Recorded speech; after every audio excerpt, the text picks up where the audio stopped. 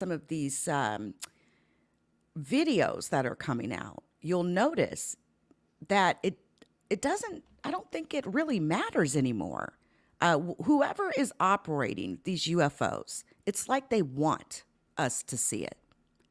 We see UFO objects literally hovering in pretty much every major city, not only in America, but across the world.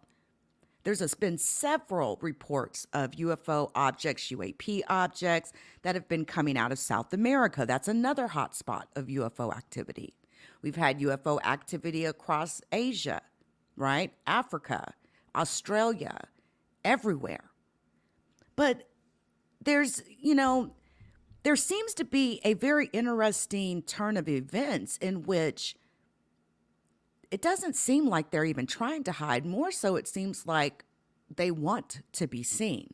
When you see a UFO object hovering over a city of, 10 million people, and they're just hovering there for hours. Not only that, we're talking about regular commercial aircraft that have been getting intercepted by UFOs as well. There's been several incidents, and that can be kind of dangerous, right? For many reasons, right? It can be a very dangerous thing. God forbid. I mean, heck, they even say that birds going into a commercial, engine of an airplane could cause that airplane to crash, right? So yeah, it's pretty crazy. It's pretty crazy, but hold that thought just a second. I have seen the logs. I have seen the videos. We have attempted shoot downs of UAPs on a regular basis. We're talking as recently as last Friday. Attempted shoot downs as recently, this is important, as last Friday. Correct. And it happens on a weekly, if not daily basis. So you have to understand, we are protecting ground troops. So in certain areas of the world. So certain things that come in proximity to those ground troops, it is just mandated. They're treated as hostile. Do we, because time is limited, do they fire back? Have they ever fired back? That's we'll talk about. I'm going to pass on that question at this moment. But no, there's no aggressive. That means yes, doesn't it? What? That means yes, doesn't it? No. I will say that there is no overt aggressive action that seems to be taken towards us. It seems more of an observational and also another type of program. Which screams, as we come into the last seconds of this, Jeremy, and thank you for helping me tonight again. It screams all over it that this is not some power on Earth. This is some power that wants to demonstrate it has a technology, is not going to, if it was going to engage us, it would have engaged us by now. At Reliant Air Conditioning, we finance systems for as little as... Last Friday, 5 days ago, literally. Now, I actually had the honor to see a video last week that I can't even bring it up. I can't show it right now. I'm hoping that it'll be released to the public very soon. But I had the privilege to see a video last week of a incident in which there were 3 UFOs, right, disc-shaped objects that were hovering around a test rocket. There was a rocket that was being launched, and these UFOs were hovering around this rocket and literally beamed. There was some sort of beam that came out from the thing and completely disabled that rocket.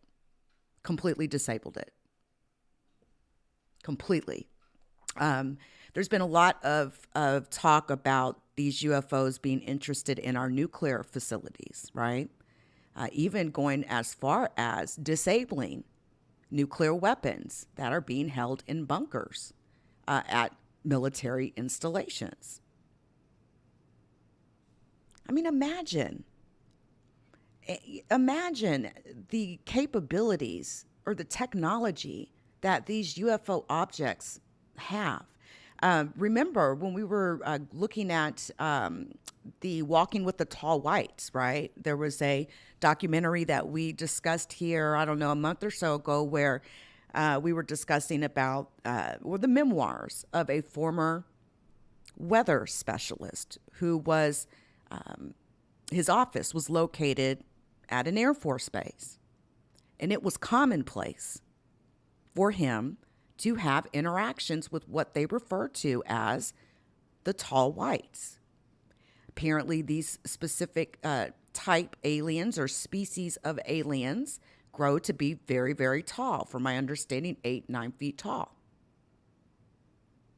And they have disk space craft that they use to move around.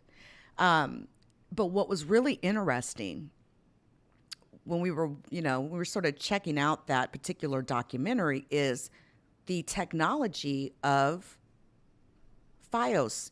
I say FiOS, right? Or fiber optics. I say FiOS because most people are familiar with the term FiOS. You know, fiber optics are very, very fast. Bye, Tasha. Thanks for coming through. Fiber optics are a very fast method of communication, right? And the reason why it's faster than Cat5 or your typical like OC3 or network cabling, setup is because inside of that fiber optic cable, it's glass. So we're not, when you have fiber optics versus a regular Cat5 cable, which uses a set of wires in a certain color-coded configuration, the transmissions or communications come through that fiber optic line a lot faster because it's passing through glass. That's why you can't bend fiber optic cabling because you'll crush it. But the thing about that is imagine fiber optics being available back in the 50s. Because according to this man, fiber optics were actually a thing on these craft back in the 50s. And I think there's a lot to be said about how we've had like a boom of technology that has happened. It's exploded, right? The technology, the capabilities of technology has absolutely exploded in the last few decades. Here's the thing about that documentary or, the tall whites and their specific craft. They're passing elements through their fiber optic cabling, right? So, we may look at fiber optic cabling and think, we're passing data packets. We got faster internet service and we're passing data packets. Well, imagine passing an element from the periodic table through these fiber optic cables in order to operate a craft. And the reason why they're, and I'm just, speaking to a lot of what I've, researched over the years, the reason why there's a specific element is being used through these fiber optic cablings is because it can generate a gravitation or a gravity type sphere around the craft. So essentially, these craft have the ability to move faster than the speed of light, literally. You can go from one place to another on Earth faster. It's almost like it just boom, pop, just appears right in front of you. Not to mention even the fact that it puts a gravitational type field around the craft. So if you actually see a UFO object craft with your own eyes one day, say you're walking, out on your 50 acres of land or whatever, and you see a craft sitting there, you probably want to be pretty careful even walking up to it, because apparently there's, like I said, almost like a field around the craft. And there was even talk and discussion of several scientists and naval personnel who were killed while testing these crafts after they were recovered due to, there has been quite a few crashes over the years, right? But they get to testing these craft, and It's like, it also puts out like an electrical type energy. Man, let me tell you, this topic is incredible. It's incredibly interesting. There's definitely something to it. Everybody can't be lying, okay? Just like there's talk of, the hybridization program. There is. And this is definitely something we've talked about over here, something I'm going to continue to talk about. Disclosure is happening. This is disclosure. This is what disclosure looks like. The government just doesn't know. They don't know. Truth be told, you cannot rely on your government to always have the answers, okay? Truth of the matter, the scientists, they don't have all the answers. Now, just what if these so-called aliens, what if they don't even come from another planet? There's all this talk about, EBENs, EBEs, extraterrestrial biological entities, right? What if some of them come from right here on Earth? You've heard the talk about reptilians, right? They say there's over 80 different species or types of alien beings. I've heard, actually, it's more like over 100, but remember what the Bible even said, right? How the Bible, in some of the books that are actually still in the Bible, within those canons, versus some that were actually taken out, like the Book of Enoch, about how mankind or human beings, basically our DNA has been altered, and that they were mixing the DNA of fowls of the air, beasts of the earth, fish from the sea, trying to create their own type of being.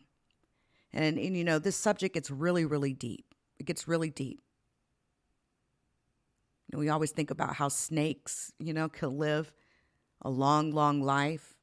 And I think, reptilian, what if it's really true that those angels that were thrown out of heaven, God, cemented down here on earth until the end times? What if they do look like reptiles? Who knows? I don't know. This topic is incredibly deep. There's a lot. It's very complex. But yeah, one of the things I wanted to mention too about this element, right? Remember that Bob Lazar back in the 80s, he talked about, what was it? Element, hold on. Hold that thought. I'll get you the actual element name, Bob Lazar. I think it was element 115, Moscovium. When Bob Lazar came out and mentioned element 115, element 115 had not even been put on the periodic table at that time. Element 115 was just added to the periodic table a few years ago. And when we're talking about these fiber optic technologies passing literal elements through this fiber optic cabling, because it's very fast, right? Its byproduct is radioactive.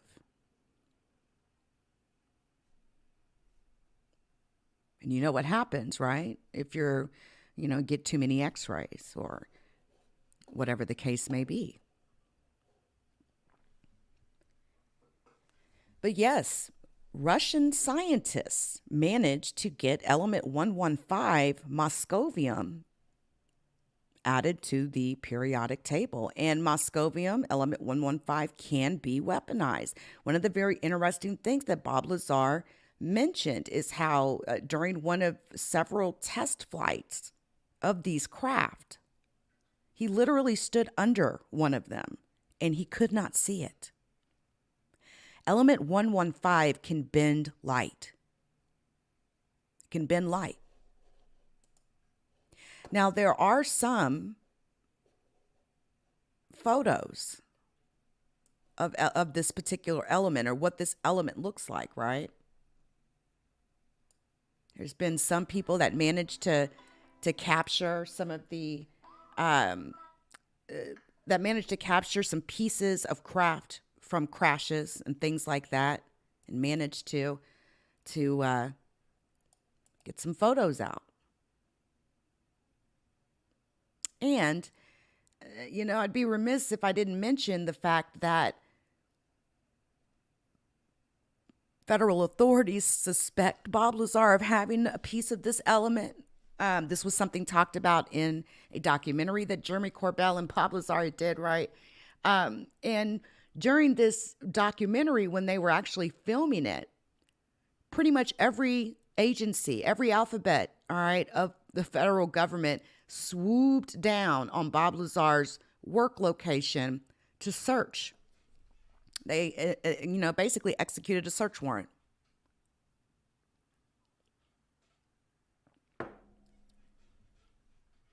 It'd be interesting. It would be, if Bob Lazar really has a piece from a flying saucer, if he really has a piece of this metal, and we know that it's element 115, and we know that element 115 can bend light. We're talking about movement of crafts or technology that would be capable of some pretty damn amazing things. Imagine just cloaking alone would become huge business, right?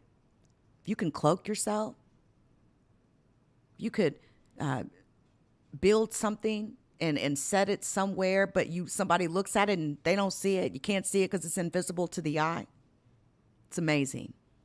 Element 115 is also known as UUP, if you want to do some research on it. It'd be interesting to get like some scientific tests done on some of the other metals, so-called metals, that had been found in other crashes that I've seen in various newspapers over the years.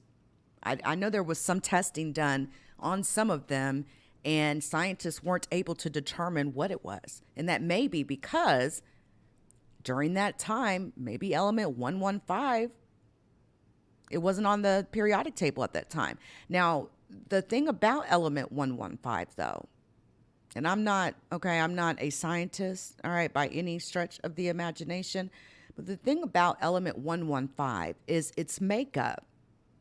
There's nothing on Earth that has ever been found that could even create this element. And thus, are these elements or these crafts built off-world? Is there really a species of alien that lives in,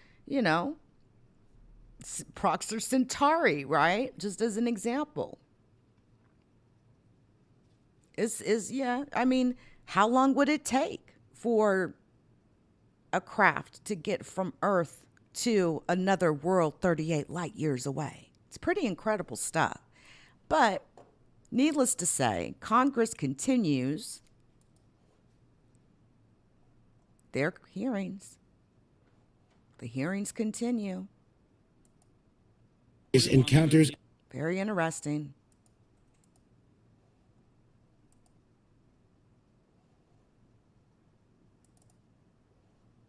Of course, when I want to play it, it doesn't want to act right, huh? Hold that thought. Moments like these, challenging the limits of fits that raise potential security. Look, I go to stretch it out, it stops. All right, we'll just leave it this way then. Big to ignore. My gosh. We're all going against the wind. The wind's 120 knots from the west. The military releasing this 2015 video 2 years ago showing naval pilots off the coast of California completely stunned. Look at that thing. We were seeing them nearly every day that we were flying. Today, for the first time since the 1960s, members of the House Intelligence Subcommittee and top Pentagon officials discussing the topic of UFOs, now referred to as UAPs or unidentified aerial phenomenon. We are committed to a focused effort to determine their origins. In 2004, the Pentagon acknowledged tracking more than 140 reports of UAPs. But today, Deputy Director for Naval Intelligence Scott Bray says efforts to encourage pilots to report mysterious encounters has swelled the number they're investigating to approximately 400. Last year, a government report found a definitive explanation for only one of the encounters. Bray says one video was a distortion stemming from light passing through night vision goggles. As for a second video showing a shiny spherical object, I do not have an explanation for what this specific object is. Bray confirmed that the military has never fired missiles at a UFO or recovered any non-terrestrial wreckage. Still, the Pentagon says it's determined to remove the stigma associated with reporting sight. Who believes that? We know that our government lies to us. Marlo, hello. Chupacabra, what's up? It's good to see you. Yeah, it's crazy. Again, I don't expect anything to come from these hearings, to be honest with you. I expect nothing. Just the same old, same old. Listen, the truth is that our government has no idea. I mean, they're sitting on a lot of top secret information. But truth is, they don't know. They don't know 1,000%. Sometimes truth it's so much stranger than fiction. And yes, there is some interest on the Moon Girl. If you guys have not had an opportunity to check out a video that I did, and actually we're going to do another one on that topic. There is a lot of rumor about a alien being found on the moon in a I don't even know what you would call it, but in like a cigar-shaped object. It was about a mile long, and it was from this talk and discussion comes from the so-called Apollo 20 that never happened. Right? That's what our government says, or that's what NASA says. But not only is there proof that Apollo 20 may have actually happened, and in fact was a mission to go and investigate this mile-long cigar-shaped object that was sitting on the moon, in which they found 2 bodies within, one of them referred to as the Moon Girl, who was, by all reports, brought back to Earth. Okay? Just like Gilgamesh, right, was taken by U.S. forces and brought back to the United States from Iraq. It's pretty incredible stuff. But yeah, we'll definitely we'll touch on that for sure. It's a very interesting topic. And listen, if you guys have not had an opportunity to check out Earth Files, all right, you should go check out the Earth Files YouTube channel when you get an opportunity. Let your mind soak in some knowledge, right? But yeah, this particular topic of UFOs and UAPs and even capsules. There's been several videos of capsules that don't even seem to be powered by anything that are floating in several South American cities, and in one case appeared to have some sort of very strange alien-looking being inside of it. Listen, sometimes truth is stranger than fiction, right? Sometimes it's stranger than fiction. But listen, before we get up out of here, the next video, when I do come back on this topic, we're going to talk about some of the side effects that have been reported from some people that have managed to get close to some of these UFO objects. We're talking about brain damage, burns, suspension of time. Because when you really think about it, right, if there is something, these objects can essentially create a gravitational field around themselves, right, around the object, and it pulls its belly to that location, or you could kind of refer to it almost as coordinates, latitude and longitude type coordinates, that means that it's bypassing time.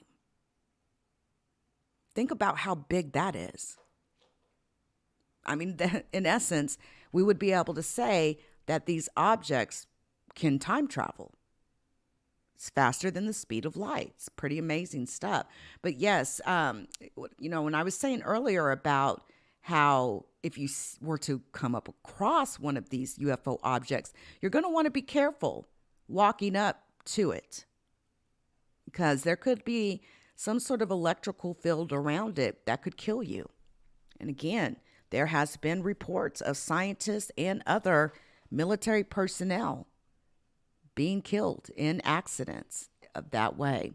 Also, too, one of the other things we're going to continue to talk about here is Dulce, right? The undercover base in Dulce, New Mexico. The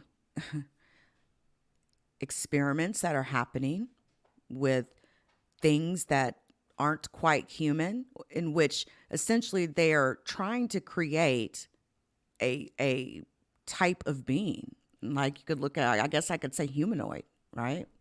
They're mixing all these DNAs, all these life, all these creatures, forms of life, and they've been creating very strange creatures out there in Dulce underground. There's also talk about a subway system that goes over 5,000 miles per hour out there.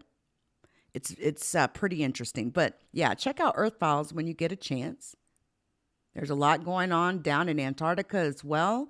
And man, this subject is very interesting. So listen, I'm about to get up out of here. I appreciate everybody that came through.